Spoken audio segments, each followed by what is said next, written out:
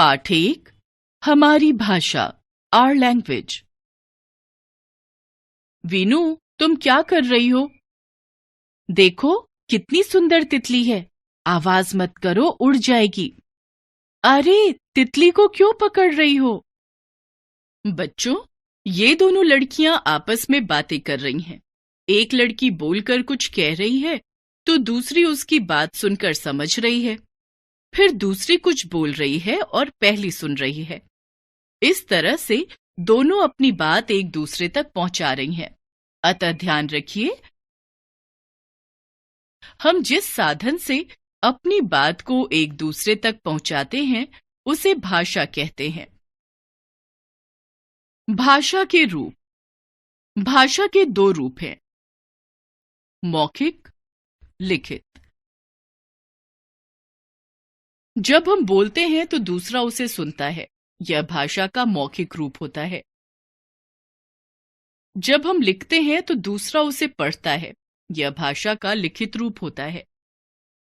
सबकी बोली अलग अलग। बिल्ली म्याऊं म्याऊं करती है, कुत्ता करता भौं, कौवा कांव कांव करता है। ऐसा होता क्यों? ऊंट किया करता है बल बल, भैंस बोलती औ, चूहिया चू चू चू करती है।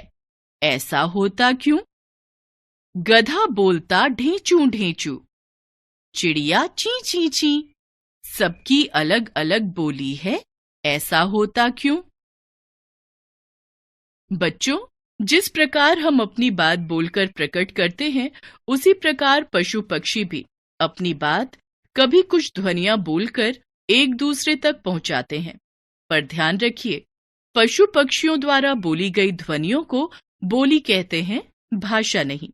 भाषा तो केवल मनुष्य ही बोलते हैं।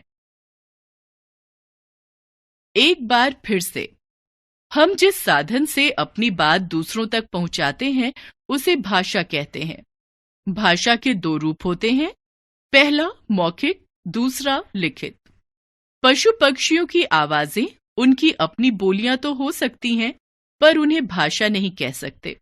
भाषा का संबंध केवल मनुष्य से है।